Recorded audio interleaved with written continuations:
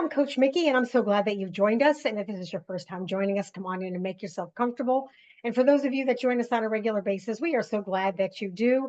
And we are so excited because I know that many of you reach out to our guests that we have on, and we really appreciate that. And again, as you know, and when we have guests on, they're going to be embedded, whether you're listening into the podcast or in the links down below. And today is no different. It's going to be fun and exciting and insightful. And I've had this guest on before, and I'm excited to bring her back because she is on book number 8. And this one is incredible, just like all of her other books. But this one has a little bit different twist, and it's doing very, very well on Amazon. I highly recommend that once you hear this YouTube channel or this podcast, that you please go to Amazon and take a look at what she has to offer after we go through this. So welcome, Nancy Muller. How are you? Thank you, Mikki. Thank you for having me. I am fabulous. Thank you for asking. So book number 8, my gosh, and I know this one is a little bit different than some of the others, kind of on the same lines. I love it. I love it. Mm-hmm. Yep. Well, this one, book number 8, it's different for me because this one was written as fiction. And the previous books that I've written were more, not really autobiographical, but, it was more self-help as far as I healed this or went through this. This is how I did it. And this is how you can do it here step by step. So this one was different for me because as I was working on it and, meditating on it, I kept coming back to this one needs to be written as fiction. And when you're writing in a different style and a different kind of genre, it's I think that in itself can be a limiting belief, like, oh, can I do this? And but when I sat back and said, all right, I hear that this is the way it's meant to be. So I opened up, the channel, and gosh, this book was truly downloaded to me, through me. And when it was all said and done, when it was finished editing and sent to the publisher, I just sat back and felt like I had birthed something really powerful. So I'm excited. Well, I love the title, and the title of the book is Secrets in the Attic. And yeah, I love it. So how did you come up with that? Well, I was literally in the attic. So I was visiting in Ohio. I was in Ohio. I live in California, and I was visiting family there. And my cousins were preparing their parents, which would be my aunt and uncle's house, to sell it. So they were going through everything and making sure that, that they had gone through everything and was getting ready. So we were up in the attic. There were 3 of us, me and 2 cousins, a boy and a girl. And we're going through all this stuff and, kind of pulling things out. And that's when I realized, like, whoa, my aunt did not throw anything away. She kept everything. It was so amazing. And one of my cousins shoved a box over to me and said, here, go through this. Just make sure there was no personal information in there. So I took the lid off the box, and immediately I recognized the handwriting on the very top letter there. And I looked at them and I said, you guys, this is my mom's handwriting. What's my mom's stuff doing in your mom's attic? And they said, well, I don't know, let's go through this. So as we started going through the box, we were really kind of blown away by some of the stuff that we found. And I will preface this by saying, growing up, I always felt like my family, meaning me, my siblings, and my parents, were kind of the unwanted part of the family. Like, we never had the money to do anything. There were 5 of us kids. Everyone else had 2 or 1 child. And so, we just didn't fit in. We were like, I wouldn't say the black sheep, but we just didn't have what some of the others had. So I guess the best way to say it is I always considered myself them a have, and me a have not. Our family, I have not. So I'm going through this box and we're pulling out this information, and we're finding newspaper articles and legal documents that told us things that we did not ever know about some of our family members. And as we sat there, shocked, like, oh my gosh, did you know this? No, I didn't know this. And then one of my cousins looked at me and she goes, well, I think you know what your next book's going to be about. And right then and there, I looked at her and I said, yeah, and I'm going to call it Secrets in the Attic. So that's the backstory of where the title came from. And in the book, I use the word attic as a term for something tangible. So the attic in a house is tangible, right? You can put something in a box, stick it up in the attic, forget it, don't even think about it. And the attic in your mind is the same way, but it's intangible. So the attic of our mind is something where we store all our thoughts, all our beliefs, all our feelings, all our secrets. Everything is stored up there. And sometimes we take a look at it, sometimes we don't take a look at it, but everything that's stored in our mind is always flowing through us and saying, you can do this, you've got it, or who are you kidding? You can't do that. You don't know what you're doing. And we visit those thoughts and those secrets in our mind, and we take them out, I think, and look at them when we feel most strong. But when we're not feeling strong, again, they're up there floating around and they're influencing our belief about who we can be, who we can't be. And it's so amazing because everyone has secrets. Everyone has secrets. And we don't really stop to think about the secrets that we keep. And we're taught to keep these secrets at a very early age. For me, a lot of the secrets that I kept were about the mental abuse, physical abuse, sexual abuse by the age of 12. And these were secrets that we had to keep in our family. So whatever kind of secrets we're keeping, it's because someone who is teaching us something is saying, okay, well, this is not going to be accepted in polite society or outside of our home. So we need to keep these things a secret. But the more things we keep secret as children, we don't really understand why we're doing it. And because no one explains why it's so important to keep these secrets, we make up a reason. We say, oh, I guess because, like I said at the beginning, we're just not desirable to the rest of the family. So we need to keep this secret and that secret. And, much like you, Mikki, I've heard you share an amazing message that you share with people about people who are binge eaters and they secretly keep this to themselves and they don't want anyone to know what's going on. And it's not until they say, you know what?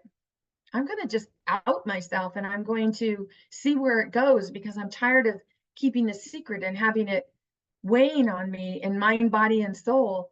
And it could be anything. It could be you're keeping a secret for your brother about a blanket that he slept with until he was 17. It's just we keep secrets in the family. And because of that, it creates beliefs within our mind. And then as adults, we're either continuing to keep those secrets or we're learning to speak up, to share. But when we feel that we don't have a voice, when we feel that we can't speak up, that we can't say something because we have that belief about something that we were taught when we were growing up, that's why the Harvey Weinsteins of the world, get away with what they get away with. And people in the workplace, or you might see something that you just don't agree with at work, but you have to keep a secret because you're afraid of losing your job.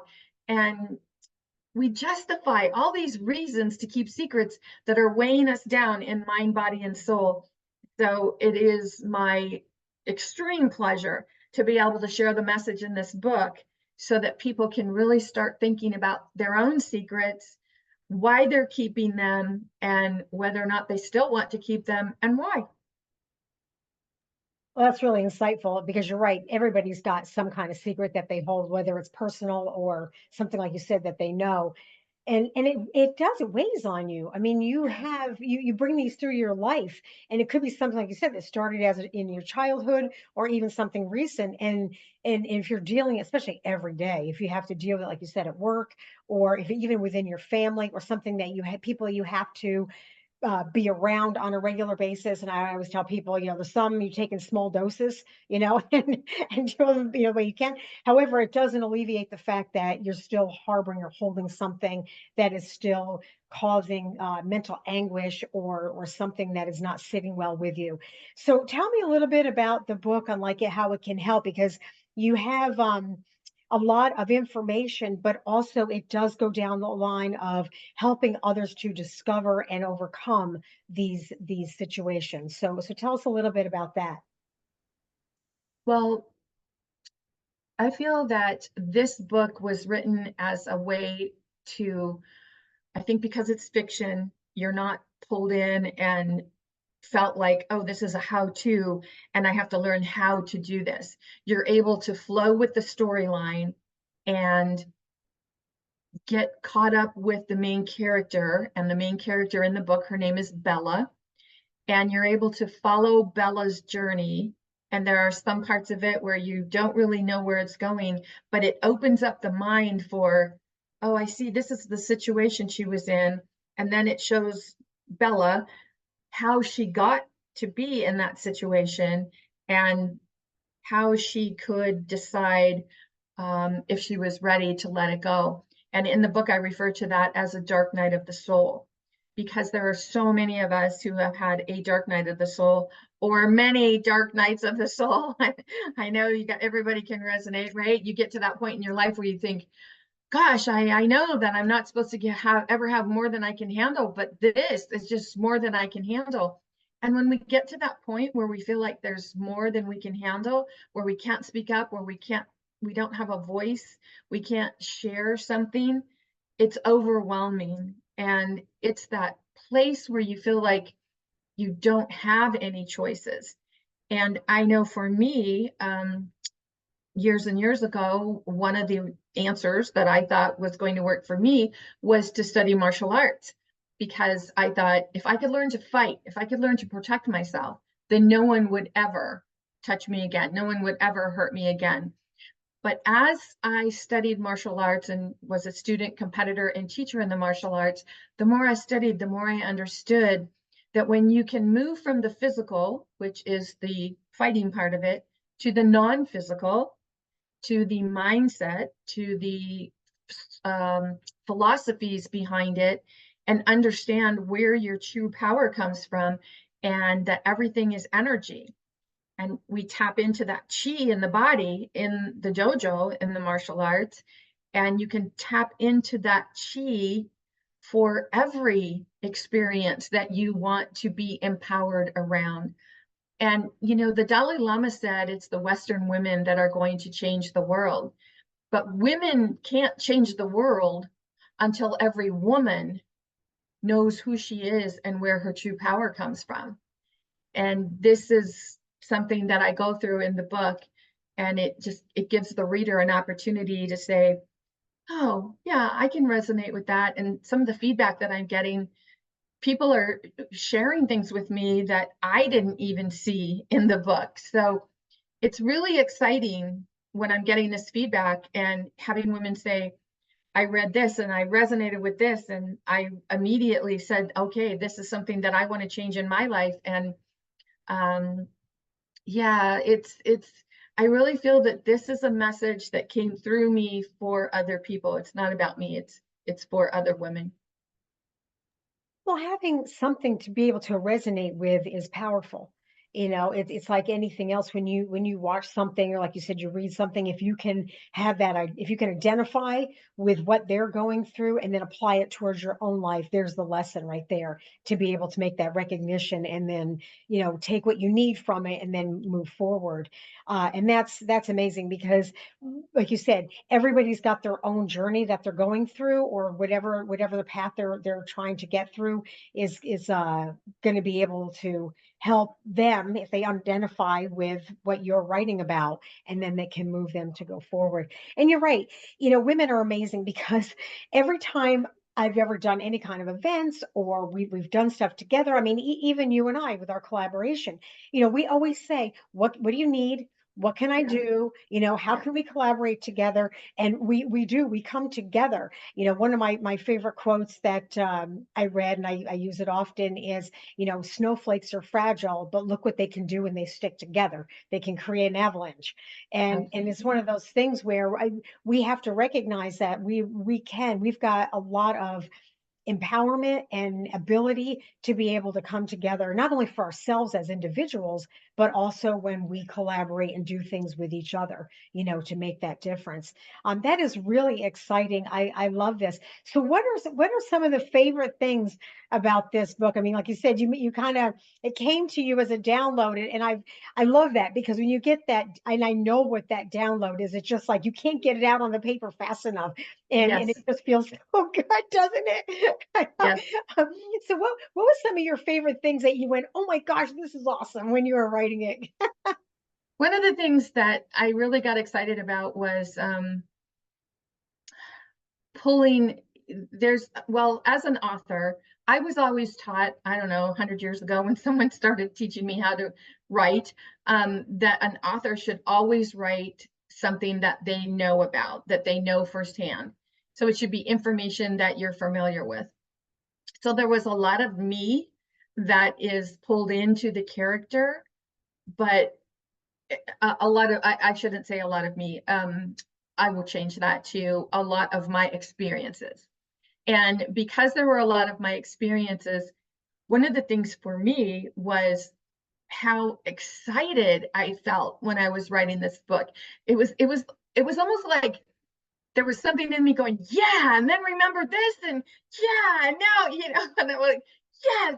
And if I can convey that excitement and that power to other women or anyone who reads this book, and I talk a lot about women, women, women, but this book isn't just for women.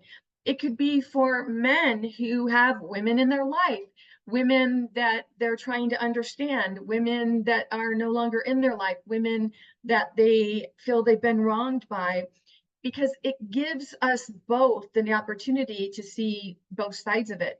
Because the thing about everything that's going on in the United States right now, there's a lot of fear mongering going on about what if this happens and what if that happens and women's rights are going to be taken away. But the thing is we are never going to stand in our power if we are concentrating on the fear.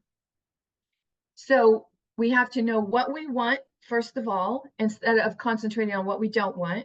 So most of us were taught to, speak every day and say, I don't want this to happen. I don't want to lose this. And when you're constantly putting that out there, what you don't want, that is the vibrational energy you are speaking to the universe. You are putting out into the universe. So it's very important for us, each woman individually, to do the inner work and know what we want, because we can't put it out there to the universe about what we really want, what our heart's desire is, if we don't even know it ourselves. And I think that a lot of us are not used to doing that. We're so used to thinking, well, I have to pay my dues, I have to work really hard in order to get this. But it's like once we decide to be the financial abundance, to be the perfect body, to be whatever that looks like to anybody, to be the person we love to see in the mirror, we have to learn to be that, which means you have to take it in as your essence of who you are. Wake up in the morning and go, this is who I am, regardless of any of the circumstances that are going on in front of our eyes, because circumstances don't matter. State of being is what matters. And if you really think about that sentence that I just said, circumstances don't matter, state of being matters, because it's our state of being that's attracting everything into our lives, the people, the places, the experiences, and it's our state of being, who we are as a person, that we are attracting. And you're right. You're so right about that. And one of the examples, and it's a minor one, but it's somebody who gets up and says, let's say they get up in the morning and they stub their toe on the bed, or we're going out the door, and they're like, oh my gosh, that's going to be one of those days. Yeah, you've already set it up. You're gonna have one of those days because you just convince yourself it's going to be one of those days. Attitude is changes everything. What is it? Yeah, attitude and gratitude are the two exactly. biggest things, right? To change it. So what would you suggest to people when they don't know how to do that mindset to the point of where you get up and you're like, oh, it's going to be one of those days. How would you suggest that someone could snap, I don't want to say snap out of it because I hate that because it's not that easy sometimes. It's a Right. matter of I think choice. Choice is a better word. How do you choose? Like, what would you suggest for someone to be able to move forward? I think what every person wants, they want to be happy. But most of us don't know how to get to happy because we think, oh, when I get this, I'll be happy. When I have this person in my life, I'll be happy. But happiness is a state of being. So the secret to happiness is to be happy. Now, if you're feeling down in the dumps, depressed, sad, overwhelmed, stressed out, that's easier said than done. So what I suggest to my clients is to create a happy list. And I have my happy list on my phone because it should be a list of like 150 things that when you think about it, it makes you feel happy. And it doesn't have to be a material thing. In fact, material things maybe shouldn't even be on the list. Things like one of the things on my list is I love fresh brewed iced tea in a glass with lots of ice. I love that. And that's on my happy list. And when I think about, oh, yeah, it's hot out and I'm drinking that iced tea, I feel just so refreshed. And I love that because then you're putting yourself in a feeling. And that's what you want. Think about maybe it's your pet when you look at your pet and you just laugh, they make you laugh. And those are the types of things that you want on your happy list. And the reason that I suggest keeping it on your phone is because when you start to find that you are or recognize that you are spiraling downward and feeling any kind of negative, um, that's not the time when you want to sit and think about, oh, let me think about breathing, let me think about happy thoughts, let me think. That's not the time because that's not the energy that you're in. And you can't just flip a switch and go from 0 to 50. So you want that gradual shift.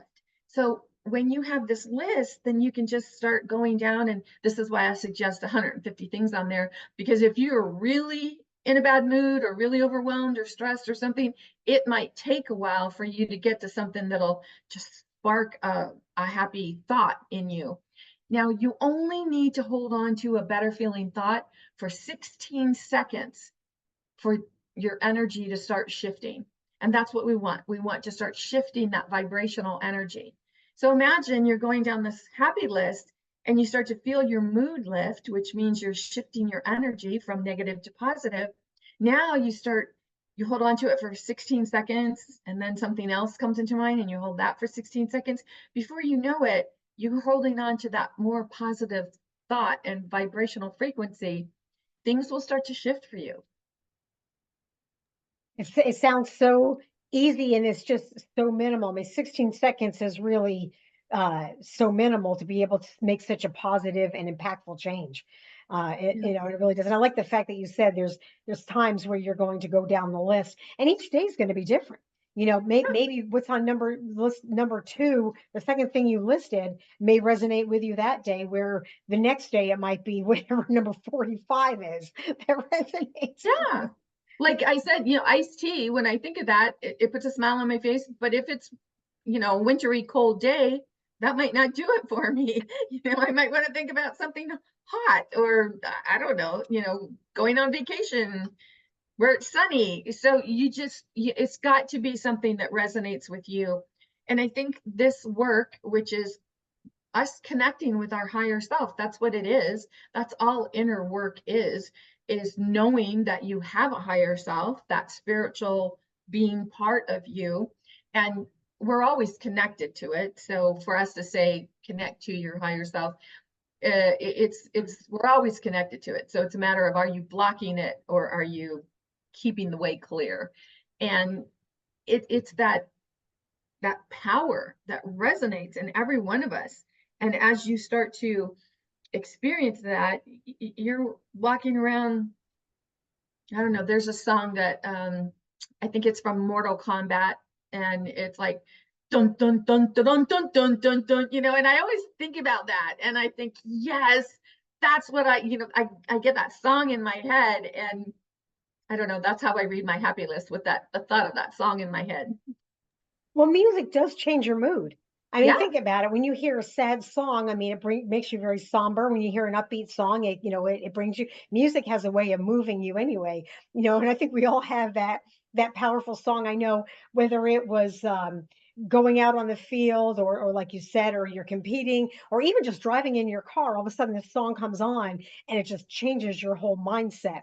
yeah, I mean, who doesn't turn up the radio really loud when it's something that you really like, right? Especially it's exactly. your favorite song. But you're right, and that's a perfect example of how vibration and your mood can change. Which leads me to the next thing. I know we've talked a lot about your book, but I want everyone to know, our circle of friends, that you also work with people on an individual basis, one on one, and everything that you're talking about and with the direction that you're going and what you have to offer really does lead down to this. So why don't we talk about that a little bit on what you do offer when people work with you, either in a group or one on one. And I know you do it virtually. So why don't you share a little bit of that? Thank you. Yes, well, I have a group. We meet every week, and it's called, filling enough, right? The dojo, because it's a place where women meet virtually online every week, and we talk about these things that look like they're problems, or um, we talk about finances, we talk about energy, we talk about so many things, and every week I pick a different topic. So that's a way for women to work with me, not just me though, one on one, because every week I pick a topic and we discuss that as a group. It's not like a mastermind where we're trying to pull something out of people. It's an opportunity for everyone to be able to have a voice during that time we're together, to say, gosh, I never thought about it that way. And it's amazing how, when everyone starts feeding into the conversation, how so many different um, uh, perceptions can come into it. So that's really valuable. And if you're unable to join us live, I do have the download, the replays available for download. So that's an opportunity. So, I've got everybody, and wherever you want. If you want to join us live every week, you want to download the replay and do it that way. And then, of course, I also work with people one-on-one who have some personal goals or challenges or struggles that they want to eliminate, and I work with them as well. And then why don't you go ahead and give out your website? So, and again, as everybody knows, it'll be in the links down below, but also if you listen to the podcast, it'll be embedded into the podcast. When you see Nancy's name, it'll be highlighted and you can click on that, and that'll take you right to her website too. But while people are listening, go ahead and give a shout out. Sure. You can visit me at masteringyourbeliefs.com. Masteringyourbeliefs.com. That's perfect. That is perfect. So, so I got to ask you, I know that you got this book that you just launched, and I know you've got your events that you do, and you are just growing and thriving, girlfriend. I mean, good things are happening for you. That is so exciting. One of the things that's so exciting about it, though, is it's not just about me. And I think so many of us, we decide to go into something like, well, I want to do this because I want to help people. And when you get to that point when you realize there's no one to help, because everyone has the power within them to be whoever, whatever they want to be. It's more about collaborating. So for me, it's exciting, because I wake up every day and think, who am I going to collaborate with today? Whether I talking with someone, they get on my calendar and we have a conversation, a discovery call, a client, I'm working on presentation for my dojo. It's all of it fills me up and lights me up in a way where sometimes I feel like I'm floating on air. And I applaud you, because the information that you've shared, and like you said, from your past and secrets, and to be able to get beyond that and then create the life that you not only desire, but that, like you said, you wake up happy every day. And I know we had a conversation while we were scheduling this time frame to come together and do this. You had said, I'm really happy. And I'm like, and I said to you, there's so few people that can actually say that, can actually get up every day and go, you know what, I'm really happy with my life. And I love the fact that you have reached that point, but you also share that and help guide people. And it's not a matter of, I think, help, like you said, helping is good, but it's also having that ability to share the information to give other people that ability to take it, use it, and then try to design what they need to do to create their happiness.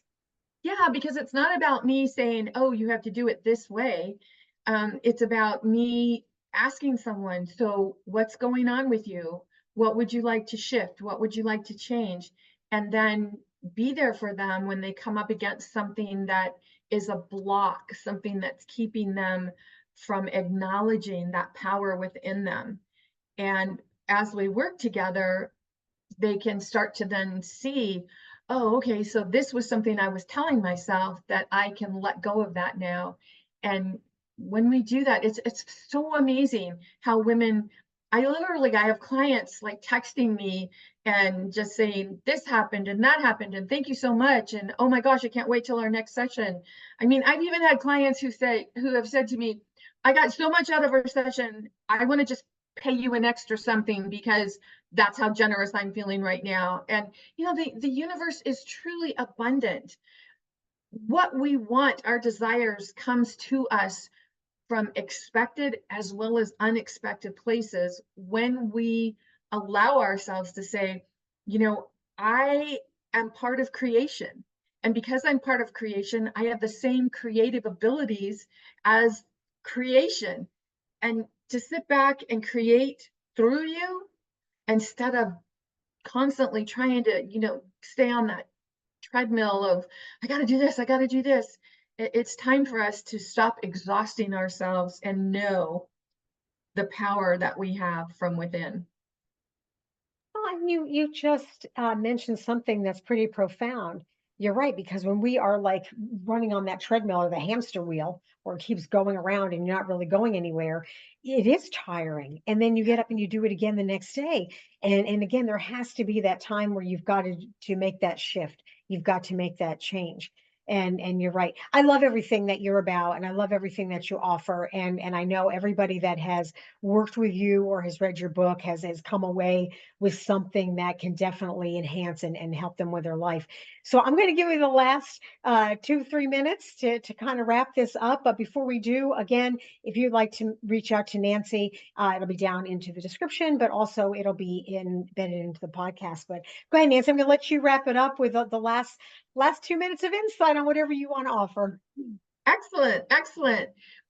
I think one of the things that I would like you to remember, if nothing else, when you think about what you've heard here today with Mikki and I, is whatever you want to do, be, or have, you have the ability to do that. You have the ability to be that. But as women, we really deserve to understand that our power comes from within, not from without. It's not about how we look. It's not about how what we're putting on our face or putting on our body or the clothes that we wear. It's the essence of who we are. It's our state of being. Because when we are walking around loving our life, loving who we are, loving how we're showing up, that that people feel that before you even open your mouth. And people want to be around someone like that. So it's not about gender. Whatever's going on in the world right now, it's not about gender. It's about strength, yielding to strength. And when we truly do say, wow, this person knows more about this or has more experience about this than I do, and I would like more of this, and we allow ourselves to let go of those secrets and not be afraid to say, I don't know how to do this. I'm reaching out to you because I want some advice. I want your help. I want to work with you. Whatever that is, let go of the secrets and speak your voice. Share your message, even if your voice shakes. Thank you. That's perfect. And actually it led me on to something else. And I would like to have you back because I was thinking of something when you were talking, and there's a whole nother podcast we can do on how to uh between being a victim and a volunteer when it comes to some of these things, right?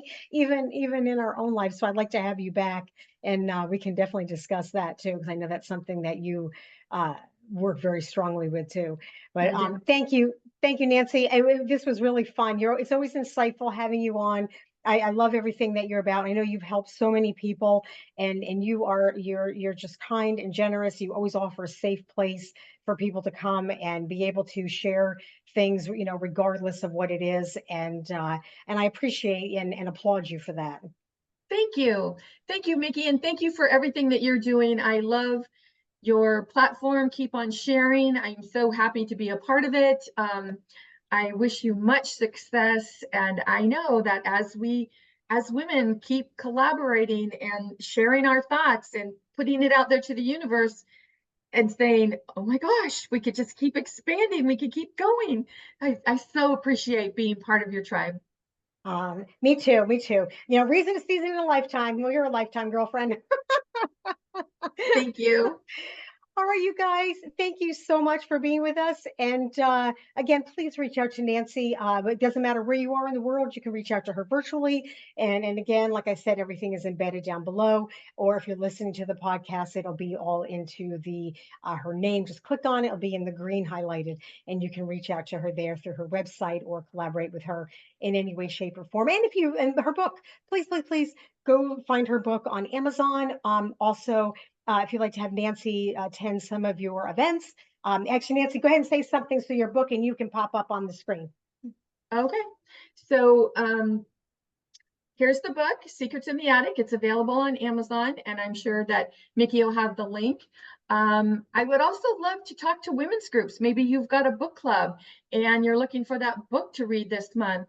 If you choose my book, let me know. I would be happy to join you in person or virtually, talk about the book, pick my brain, ask me questions, whatever it is. This is about women empowering women. Perfect. All right. Thank you so much, everybody. I'm so glad that you're with us. And remember, the most courageous thing you can do is be yourself. Until next time on Coach Mikki and Friends, I'll see you.